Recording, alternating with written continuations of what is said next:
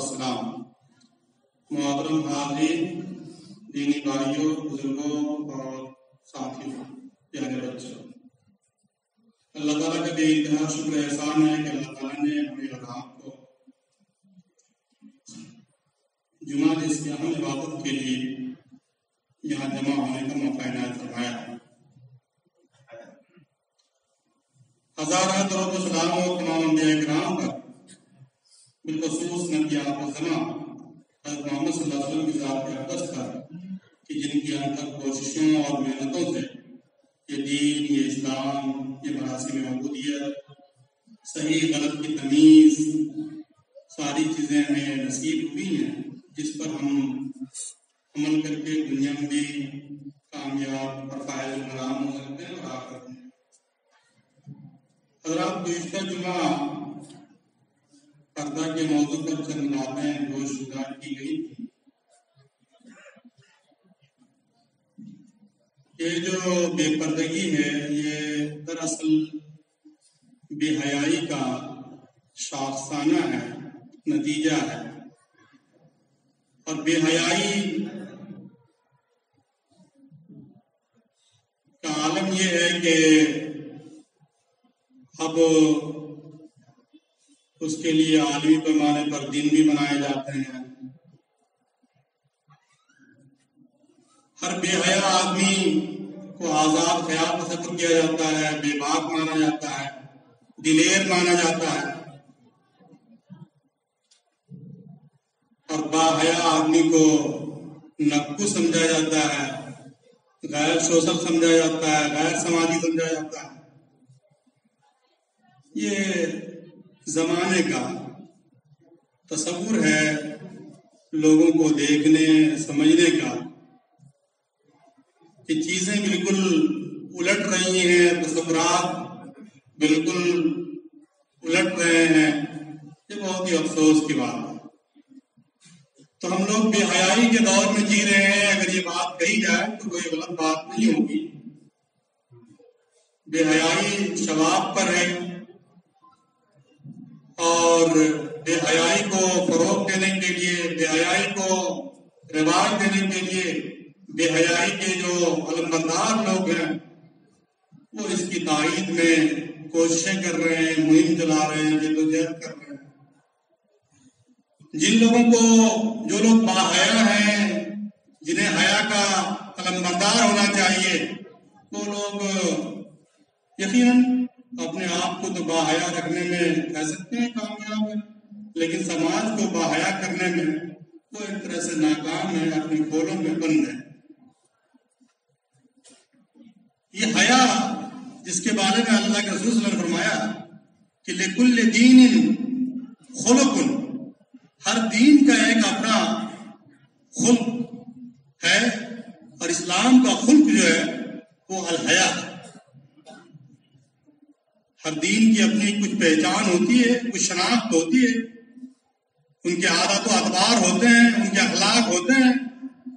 ہر مذہب کے آپ دیکھ لیجئے، آج کل تو مذہبی جنون کا دور ہے، لیکن اسلام کا خلق کیا ہے، اسلام کا عادت و اطوار کیا ہے؟ اگر بحیثیت مذہب دیکھا جائے، بحیثیت دین دیکھا جائے، تو اس کا خلق جو ہے الحیا۔ اسلام اللہ تعالی کی جو مختلف صفات بیان کی گئی ہے، ان میں سے ایک صفت جو ہے، یا کہہ لیجیے کہ یہ خدائی صفات میں سے ایک صفت جو ہے حیا بھی ہے۔ چنانچہ اللہ تعالیٰ کے بارے میں بھی ہم نے ایک آیت کریمہ، ایک ٹکڑا پیش کیا ہے آپ کے سامنے، کہا کہ ان اللہ لا یستحیی ان یضرب مثلا ما بعوضۃ فما فوقہا۔ اللہ تعالیٰ کو معمولی حقیر سے حقیر چیز کی مثال بیان کرنے میں کوئی شرم نہیں آتی۔ کہا گیا ایک دوسرے موقع پر سورہ احزاب میں کہ واللہ لا یستحیی من الحق، اللہ تعالیٰ حق بیان کرنے میں شرماتا نہیں۔ جو حق بات ہوتی ہے، سچ بات ہوتی ہے، اللہ تعالیٰ اسے بیان کرتا ہے، تو حق بیان کرنے میں شرماتا نہیں۔ لیکن اللہ تعالیٰ کے پاس حیا ہے، شرم ہے۔ وہ کب؟ ایک حدیث میں کہا گیا، بخاری کی روایت ہے، جب کوئی بندہ اللہ کے سامنے مدد کے لیے ہاتھ پھیلاتا ہے تو اللہ تعالیٰ کو اس کو نامراد کرنے میں شرم آتی ہے۔ بندہ جب اللہ سے کچھ مانگتا ہے، گڑگڑاتا ہے، کہتا ہے کہ ہم کو فلاں چیز چاہیے، مال چاہیے، اخلاق چاہیے، تقویٰ چاہیے، للہیت چاہیے، حیا چاہیے، الغرض یہ ہے کہ مجھے بچے چاہیے، مجھے بیوی چاہیے، جو بھی اللہ سے دعائیں کی جاتی، تو اللہ تعالیٰ ایسے لوگوں کو نامراد کرتے ہوئے شرماتا ہے کہ جس کے پاس کسی چیز کی کمی نہیں ہے وہ کیوں نہیں دے گا۔ اور ہر باحیا لوگوں کا، ہر شرم و حیا والے لوگوں کی یہ عادت ہوتی ہے جب کوئی آپ کے سامنے ہاتھ پھیلاتا ہے تو کبھی اس کو نامراد نہیں کرتا۔ 10 روپیہ ہی صحیح، 5 روپیہ ہی صحیح، کچھ نہیں تو مسکرا کر کے ان کو ٹال دیا۔ یہ باحیا لوگوں کی عادت ہوتی ہے۔ تو یہ اللہ تعالیٰ کے بارے میں بات کہی گئی ہے کہ اللہ تعالیٰ خود بھی حیا والا ہے، خود بھی اللہ تعالیٰ کو غیرت آتی ہے، لہذا اللہ تعالیٰ گویا ایسے لوگوں کے بارے میں بات کہی گئی ہے۔ کہا گیا ہے کہ اللہ تعالیٰ نے اپنی غیرت کی وجہ سے بدکاری کو حرام کرا دیا، کہ خود اللہ تعالیٰ کے پاس جو حیا ہے، غیرت ہے، اس کی وجہ سے انہوں نے بدفعلی کو، بدکاری کو اور تمام منکرات کو اللہ تعالیٰ نے حرام کو کر دیا بندوں کے اوپر۔ تو یہ حیا جو ہے یہ خدائی صفت ہے، اور جس کے پاس حیا نہ ہو پھر وہ آپ سمجھ لیجئے کہ جو چاہے وہ کر سکتا ہے، ان کے لیے کوئی پابندی نہیں ہوتی۔ اسی لیے حیا کو دین کا حصہ کہا گیا ہے کہ الحیاء فإن الحیاء من الایمان، یہ ایمان کا لازمی جز ہے۔ جہاں پر کہا گیا کہ ایمان اور حیا جو ہے دونوں ساتھ ساتھ رہتا ہے، جہاں پر ایمان رہے گا وہیں پر حیا رہے گی، جہاں پر حیا رہے گی وہیں پر ایمان رہے گا۔ لیکن ان دونوں کو الگ کر دیا جائے تو آپ سمجھ لیجئے کہ کوئی آدمی کہتا ہے کہ ہم بہت باحیا ہیں اور ان کے پاس ایمان نہیں ہے، تو وہ بات بالکل غلط بات ہوگی، متضاد بات ہوگی۔ کوئی آدمی کہے کہ میرے پاس ایمان ہے، اس کے پاس حیا اور شرم نام کی کوئی چیز نہ ہو، تو آپ سمجھیے وہ آدمی جھوٹا ہے۔ تو یہ حیا جو ہے یہ خدائی صفات ہے، یہ عین ایمان کا حصہ ہے، جزء لا ينفک ہے، لہذا اس بات کو مومن کو کم از کم گرا باندھ لینا چاہیے اور اس کو اپنے ہر چھوٹے بڑے عمل میں جو ہے اس کو برتنا چاہیے۔ چنانچہ یہ ہے کہ ایک دفعہ کا واقعہ ہے، اللہ کے رسول صلی اللہ علیہ وسلم ایک مجلس میں بیٹھے ہوئے تھے، حلقہ بنا کر کچھ اور صحابہ کرام تھے۔ 3 آدمی آئے، 3 صاحب آئے۔ ایک صاحب جو ہے وہ مجلس میں آ کر کے ایک کنارے میں وہ بیٹھ گئے، تھوڑی سی جگہ لے کر کے۔ دوسرے صاحب جو ہے وہ شرماتے ہوئے کسی اور کنارے میں انہوں نے ایک جگہ لے لی، اور تیسرے صاحب دیکھا کہ جگہ تو یہاں ہے ہی نہیں، واپس ہی ہو جانا زیادہ مناسب ہے۔ تو ایک صاحب تو اندر آ کر کے بیٹھ گئے، ایک صاحب کنارے میں شرماتے ہوئے جگہ لے کے بیٹھ گئے، اور ایک صاحب اندر چلے گئے۔ اللہ کے رسول فرمایا کہ میں ان تینوں صاحبوں کے بارے میں بتاؤں آپ کو، صحابہ کرام کو؟ صحابہ کرام ہاں ضرور بالکل بتائیے۔ تو کہا کہ جو صاحب آ کر کے چپ چاپ بیٹھ گئے ہیں وہ اللہ کے پناہ میں آ گئے، جن کو لگا کہ جگہ بہت تنگ ہے، کہیں کنارے میں ایک جگہ ملی، شرماتے ہوئے وہاں بیٹھ گئے سر جھکا کر کے، تو کہا کہ اللہ تعالیٰ ان سے شرم کرتا ہے، اور کہا کہ جو باہر نکل گئے ہیں منہ پھیر کر کے، اللہ تعالیٰ نے بھی ان سے منہ پھیر لیا ہے۔ گویا اللہ تعالیٰ کی جو صفات یا اللہ تعالیٰ کی جو خوبیاں یہاں بیان کی گئی ہے ان میں سے یہ کہ جو اللہ سے منہ پھیر لیتا ہے اللہ بھی ان سے منہ پھیر لیتا ہے۔ جو آدمی حیا کرتا ہے، شرم کرتا ہے، اللہ تعالیٰ اس سے حیا کرتا ہے، شرم کرتا ہے۔ جو آدمی اللہ کے پناہ میں آنا چاہتا ہے اللہ تعالیٰ اس کو اپنے پناہ میں لے لیتا ہے۔ لہذا اللہ تعالیٰ کے یہاں جو پیمانہ ہے لوگوں کو دیکھنے کا، عدل کا، قسط کا، وہ یہ پیمانہ ہے، اس میں ہمیں اور آپ کو دیکھنا چاہیے کہ ہم کس پیمانے میں آتے ہیں۔ یہ جو حیا ہے، یہ جو شرم ہے، یہ اللہ کے رسول صلی اللہ علیہ وسلم کی عین بہت ساری خوبیوں میں سے ایک بہت ہی اہم خوبی۔ آپ نے سنا ہوگا کہ اللہ کے رسول صلی اللہ علیہ وسلم جب خانہ کعبہ کی تعمیر ہو رہی تھی بچپن میں، آپ صلی اللہ علیہ وسلم کے زمانے میں، تو بچے جو ہے پتھر کندھوں پر اٹھا کر کے لا رہے تھے۔ تو آپ کے چچا حضرت عباس نے بھی کہا کہ بھتیجا بچے اپنے اپنے تاون کھول کر کے کندھوں پر رکھ لیا ہے تاکہ ان کے کندھوں میں درد نہ ہو، تم بھی اپنے تاون کو کھول کر رکھ لو اور پتھر اٹھانے میں تو کوئی دقت نہیں ہوگی۔ اللہ کے رسول صلی اللہ علیہ وسلم نے حضرت عباس رضی اللہ عنہ یعنی اپنے چچا کی بات مانتے ہوئے ان کے حکم کی تعمیل میں اپنے تہون کو کھولنا چاہا۔ جیسے ہی تہون کھولا آپ صلی اللہ علیہ وسلم پر بے ہوشی طاری ہو گئی اور غشی کے مارے آپ صلی اللہ علیہ وسلم حیا کے مارے بے ہوشی طاری ہو گئی اور آپ زمین پر گر گئے۔ جب اٹھے راوی بیان کرتے ہیں کہ آپ کی زبان پہ یہی تھا کہ میرا تہون، یعنی آپ صلی اللہ علیہ وسلم اتنے حیا والے تھے کہ ایک لمحہ کے لیے بھی وہ بچے جو عرف عام میں ننگے رہا کرتے ہیں کوئی حرج بھی نہیں ہے، کوئی شرعی قباحت بھی نہیں ہے ایسے بچوں کے لیے جن کا، لیکن اللہ کے رسول صلی اللہ علیہ وسلم اس زمانے میں اور اس وقت بھی سارے بچے ایسے کر رہے تھے تو کوئی حرج کی بات نہیں تھی، لیکن آپ صلی اللہ علیہ وسلم کو اتنی حیا۔ لیکن ہمارے یہاں حیا کی عالم کیا ہے؟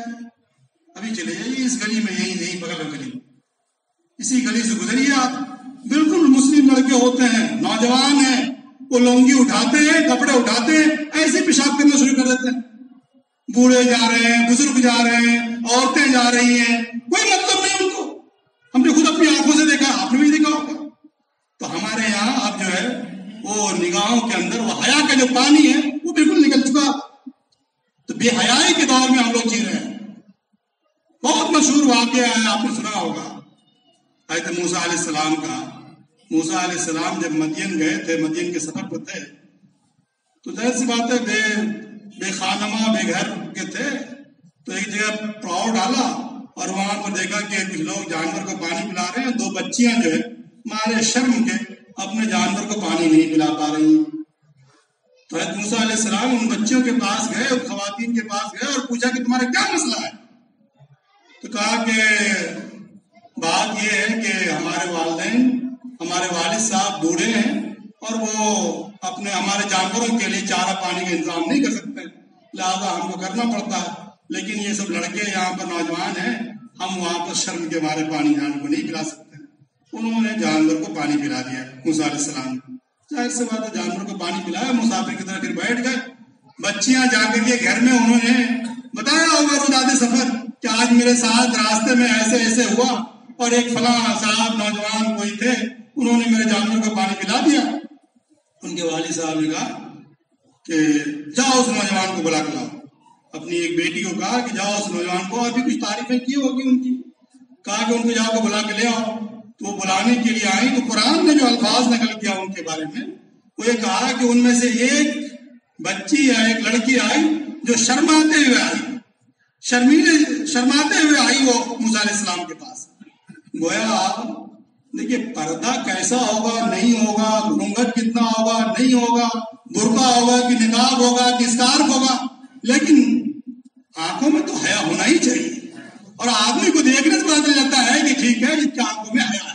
اور ہمارے پرمپرا میں جو پرانی خواتین ہوا کرتی تھی، بزرگ ہوا کرتے تھے، خود نوجوان لڑکے ہوا کرتے تھے، وہ تو مردوں سے بھی زیادہ، لڑکیوں سے بھی بسا اوقات جو ہے لڑکے زیادہ شرماتے تھے۔ تو موسیٰ علیہ السلام، شعیب علیہ السلام کی بیٹیاں جو ہے، بیٹیوں میں سے ایک بیٹی شرماتے ہوئے آئی اور انہوں نے موسیٰ علیہ السلام کو کہا کہ میرے والد صاحب آپ کو بلا رہے ہیں۔ تو یہ گویا، اور آج بھی ہمارے یہاں بہت سارے لوگ ایسے ہیں جو شرم والے ہیں، حیا والے ہیں، اور ان کا آج بھی یہی عادت و اطوار ہوا کرتے ہیں، لیکن ہمارے یہاں بے شرمی کی تو انتہا ہوگی۔ ہم نے کبھی آج سے بہت سارے یہاں پر 50 سال 40 سال کے لوگ موجود ہیں، 30 سال کے لوگ موجود ہیں، پہلے کبھی نہیں سنا ہوگا آپ نے کہ جن بچیوں کی شادیاں ہوتی تھی تو وہ کبھی اپنی شادی کا تذکرہ بھی نہیں کرتے تھے، بلکہ نوجوان لڑکے بھی شادیوں کا تذکرہ کرنے سے گھبراتے تھے۔ میں خود اپنی مثال بھی دادی سے نعمت تو بھی دے سکتا ہوں۔ جب لوگ بولتے تھے ہمارے رفیق، ہمارے کلیگ، تو مجھے ہم لوگوں کو شرم آتی تھی کہ کیسے اپنی شادی کی بات کریں۔ آج تو لڑکے کیا بھائی، لڑکیاں بھی کہتے ہیں کہ مولانا صاحب فلاں تاریخ کی میری شادی ہے، اور وہ خود ہی کارڈ لے کے چلی آتی ہے۔ تو ہم تو سمجھ رہے ہیں بے شرمی ہے یہ، اور لوگ اس کو کہہ رہے ہیں کہ نہیں ارے بھائی یہ آزادی ہے، دلیری ہے، یہ دلیری ولیری کچھ نہیں ہے، بے شرمی ہے یہ۔ اور دھیرے دھیرے اب جو ہے کیونکہ تھوڑا تھوڑا کر کے جیسے جیسے بے شرمی آتی ہے تو کوئی ایک آدمی جو ہے پکا بے شرم بن جاتا ہے۔ تو اب تو یہ زمانہ جو ہے کوئی جو لڑکا شادی کی بات سن کر کے ہنسی مذاق نہ کرے، وہ اپنی شادیوں کا تذکرہ نہ کرے، جو لڑکیاں اپنی شادیوں کا تذکرہ نہ کرے تو اس کو نکو سمجھا جاتا. یورپ میں چلے جائیے, اب تو شادی کرنے کی ضرورت نہیں ہے. جو لڑکیاں بوائے فرینڈ لے کر کے بوائے گھر لے کر کے نہیں آتے ہیں تو ان کو تو نکو سمجھا جاتا. وہ تو کون سا سماج بنانا چاہتے ہیں آپ؟ کس بے حیائی کو ہم لوگ رواج دینا چاہتے ہیں؟ بہرحال یہ بہت ہی تشویش کی بات ہے. ہمیں اور آپ کو اس موضوع پر بہت ہی سنجیدگی کے ساتھ غور کرنا ہوگا اور اپنی نئی نسل کو, نوجوانوں کو, سماج کو باحیا بنانا پڑے گا. ان کی اس لحاظ سے تربیت کرنی پڑے گی, تبھی جا کر کے یہ جو ہے سماج سے برائیاں, بے حیائیاں, بے شرمی کی چیزیں, یہ ساری چیزیں ختم ہوں گی. ورنہ یہ بہت مشکل ہے. اللہ کے رسول صلی اللہ علیہ وسلم کے بارے میں انہوں نے بتایا کہ کتنے شرمیلے تھے, اور آپ صلی اللہ علیہ وسلم یہ بھی حیا کی علامت تھی. سورہ آزابی میں یہ واقعہ بہت تفصیل سے بیان کیا گیا ہے کہ اللہ کے رسول صلی اللہ علیہ وسلم نے حضرت زینب رضی اللہ تعالیٰ عنہ سے شادی کی تھی. تو شادی کے بعد ولیمے کی دعوت دی گئی ہوگی لوگوں کو, صحابہ کرام آئے, اور جیسا ہم سب لوگوں کی انسانوں کی عادت ہوتی ہے, کھانا کھانے کے بعد بہت دیر لوگ بیٹھ گئے, خوش گپی ہونے لگی. لیکن اللہ کے رسول صلی اللہ علیہ وسلم کے حیا کہیے, غیرت کہیے کہ آپ صلی اللہ علیہ وسلم یہ کہہ نہیں سکتے تھے کہ آپ اٹھ کر کے دکھائیے. قرآن نے وہاں پر نکیر کیا ہے کہ آپ صلی اللہ علیہ وسلم, پیغمبر محمد صلی اللہ علیہ وسلم یہ بات تم سے حیا کے مارے نہیں کہہ پا رہے ہیں. اور آج ہم لوگوں کے یہاں کوئی بات نہیں ہے, کوئی ملنے کے لیے بھی آیا جلدی سے کہتے السلام علیکم جائیے آپ. ارے یہ بھی حیا کا حصہ ہے بھائی. تو یہ بھی گویا حیا کے زمرے میں یہ باتیں داخل ہیں. لہذا اللہ کے رسول صلی اللہ علیہ وسلم کے بارے میں یہ بات آتی ہے کہ آپ گویا ہر طرح سے گویا اتنے حیا والے تھے کہ جو بات معقول تھی, جو بات کہہ دینی چاہیے تھی اپنے رفیق کو, اپنے رشتہ داروں کو, اپنے اعزا و اقارب کو, اس کو بھی اللہ کے رسول صلی اللہ علیہ وسلم مارے شرم کے نہیں کہہ رہے تھے. اور یہ گویا اس زمانے میں بھی اور آج بھی اس طرح کی چیزیں پائی جاتی تھی. اللہ کے رسول صلی اللہ علیہ وسلم کے زمانے میں ایک مرتبہ صحابہ کرام بیٹھے ہوئے تھے مجلس میں. آپ صلی اللہ علیہ وسلم تو کوئی خشک مزاج آدمی تھے نہیں, بلکہ آپ جو ہے ہنسی مذاق کی باتیں بھی کرتے تھے. ایک دن آپ صلی اللہ علیہ وسلم نے صحابہ کرام سے کہا کہ دیکھو ایک پہیلی میں کہتا ہوں, تم لوگوں میں سے دیکھتے کون اس پہیلی کو بجھاتا ہے. کہا کہ ایک درخت سرسبز و شاداب ہے, اس پر کبھی خزاں نہیں آتا, بتائیے اس درخت کا نام کیا ہے. اس مجلس میں بڑے بزرگ لوگ رہے رسول اللہ صلی اللہ علیہ وسلم کے صحبت میں, لیکن ایک لڑکا بھی تھا, حضرت عمر رضی اللہ عنہ کے صاحبزادے عبداللہ بن عمر بھی تھے. تو کسی بڑے بزرگ جو ہے وہ اس درخت کا نام نہیں بتا سکے. حضرت ابن عمر جو ہے ان کو درخت کا نام معلوم تھا. انہوں نے گھر آنے کے بعد اپنے باپ سے کہا, حضرت عمر سے کہا کہ ابو جان مجھے تو اس درخت کا نام معلوم تھا, اس درخت کا نام جو ہے کھجور ہے. رسول اللہ نے کہا, ان کے والد صاحب نے کہا ارے بیٹا وہی بول دیتے تو مجھے بھی خوشی ہوتی کہ جو بڑے بزرگ نہیں جان سکے وہ میرا بیٹا جان گیا. ظاہر سی بات ہے, ہر باپ کو یہ خواہش ہوتی ہے. لیکن ابن عمر نے فرمایا کہ ابو جان لیکن بڑے بزرگوں کے سامنے ہم کیسے بول سکتے ہیں, مجھے شرم آ رہی تھی.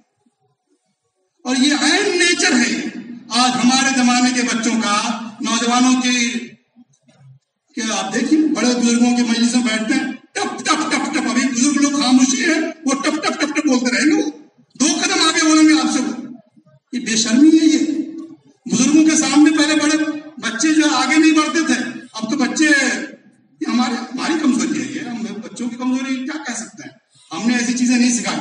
لیکن آپ نے اور ہم نے سب لوگوں نے دیکھا ہوگا, ہمارے خود ہندوستانی سماج کی پرمپرا میں یہ بات داخل تھی کہ بزرگوں کے آگے, بڑوں کے آگے بچے نہیں جایا کرتے تھے. بزرگوں کے سامنے بچے نہیں بولا کرتے تھے. والدین کے سامنے بچے بولتے ہی نہیں تھے. والدین نے کہیں شادی طے کر دی, کہیں کوئی معاملہ طے کر دیا, بچوں کیا مجال کہ وہ بولے, زندگی نبھا دیتے تھے وہ ان کے سامنے. لیکن آج تو ٹھیک ہے, اس کو لوگ کہتے ہیں کہ بنیادی حقوق ہے, بنیادی ہیومن رائٹس کے اندر آتا ہے, ہر آدمی باشعور آدمی کو بولنا چاہیے, جو من میں آئے وہ بولنا چاہیے. شرم کہاں ہے, حیا کہاں ہے, ان سب چیزوں کا کوئی مطلب. شرمی کے عالم میں کیا ہوگا, وہی ہوگا جو سڑکوں پر ہو رہا ہے, جو چیزیں آپ دیکھ رہے ہیں. لہذا یہ شرم و حیا کو تار کرنے والی جو چیزیں ہیں, وہ اس طرح کے سماج کو اگر ہم اور آپ ڈیولپ کرتے ہیں تو پھر اس کے انجام بہت برے ہوں گے. لہذا اس پر ہمیں اور آپ کو غور کرنا چاہیے. اللہ کے رسول صلی اللہ علیہ وسلم نے پرانے انبیاء کرام, سابق انبیاء کرام کے اقوال نقل کرتے ہوئے کہا کہ اذا لم تستحی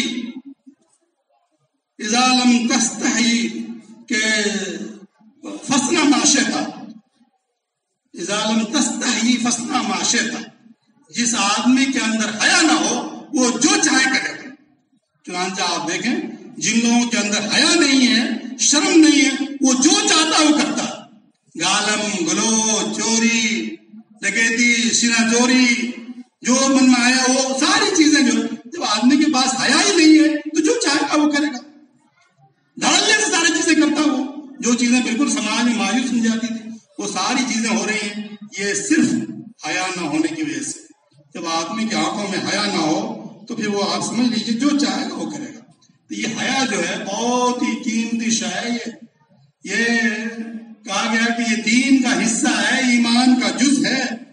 ایک حدیث میں کہا گیا کہ جو 60 ایمان کی 60 شاخیں ہیں ان میں سے ایک شاخ جو ہے حیا ہے۔ ایک بہت مشہور واقعہ ہے، اللہ کے رسول صلی اللہ علیہ وسلم کے سامنے ایک صاحب جو ہے اپنے بھائی کو ڈانٹ رہے تھے۔ کیوں ڈانٹ رہے تھے؟ وہ مارے بیچارے حیا کے جو باتیں کہنے کی وہ بھی نہیں کر پا رہے تھے، تو اس کو نکو سمجھ کر کے، بزدل سمجھ کر کے ان کی ڈٹائی ہو رہی تھی۔ تو اللہ کے رسول نے کہا کہ نہیں، ارے ان پر غصہ مت کرو، یہ اسی وقت یہ بات کہی گئی تھی جو آپ برابر سنتے ہیں، فَإِنَّ الْحَيَاءَ مِنَ الْإِيمَانِ، کہ حیا جو ہے ایمان کا حصہ ہے، یہ تو حیا کی وجہ سے ایسا نہیں کر پاتے ہیں۔ لہذا آپ خلوت میں بھی ہوں، تنہائی میں بھی ہوں، تب بھی حیا کو ملحوظ رکھنا چاہیے۔ کہا گیا جب آپ اکیلے ہوتے ہیں تو کوئی نہیں ہوتا ہے تو فرشتے آپ کے ساتھ ہوتے ہیں، کم سے کم فرشتوں کے سامنے تو حیا کرنا چاہیے۔ لیکن اس بے حیائی کے دور میں کوئی کسی کا پرواہ نہیں کرتا، لہذا حیا کو پروان چڑھانا یہ بچپن سے ہی شروع کر دینا چاہیے۔ جب آپ ایک ساتھ میں مل کر کے بچے، بوڑھے، جوان جب ٹی وی دیکھیں گے، بے حیائی والی سیریز دیکھیں گے، سیریل دیکھیں گے موبائل میں یہاں وہاں، تو اس سے کیا گھروں کے اندر، سماج کے اندر حیا پروان چڑھے گی؟ تو حیا کو گویا شروع سے اور ہر دن اپنے گھر میں اس کو عادت کا حصہ بنانا چاہیے، اس کو رائج کرنے کی کوشش کرنی چاہیے۔ یہ عین انسانی فطرت ہے، یہ تو انسانی فطرت کو دبانے کے بجائے اس کو مزید اس کی حوصلہ افزائی ہونی چاہیے، جو اچھی چیزیں ہیں۔ تو بہرحال اس وقت زمانے کو حیا کی زیادہ ضرورت ہے، تو یہ حیا کیسے سماج کے اندر رائج ہو، کیسے بے شرمی دور ہو، بے شرمی کی باتیں دور ہو، فحاشی، جنسی انارکی، بے حیائی، یہ ساری چیزیں حیا نہ ہونے کی وجہ سے ہو رہی ہے، اور جس کا آپ یہ سارے انجام آپ بھگت رہے ہیں، ہم بھگت رہے ہیں، دیکھ رہے ہیں۔ تو اس پر ہم لوگوں کو سنجیدگی سے غور کرنا چاہیے، اپنے گھر سے، اپنے بیوی بال بچوں سے، اپنے معاشرے، اپنے سماج میں حیا کو رواج دینے کی کوشش کرنی چاہیے۔ اس کے لیے جو بھی حکمت عملی ہو، تدبیر ہو، تذکیر ہو، تلقین ہو، وہ سب کرنے سے گریز نہیں کرنا چاہیے، ورنہ ایک دن ایسا آئے گا کہ وہ سماج پورا منتشر ہو جائے گا، بگڑ جائے گا، اور کہیں سے کوئی آدمی کسی کے خیر خواہی کرنے والا نہیں ہوگا۔ اللہ تعالیٰ سے دعا ہے کہ اللہ تعالیٰ ہم تمام لوگوں کو حیا کی اہمیت، فضیلت اور اس میں کرنے کے کام کو سمجھنے اور اس پر عمل پیرا ہونے کی توفیق سے فرمائے، آمین۔ ربنا تقبل منا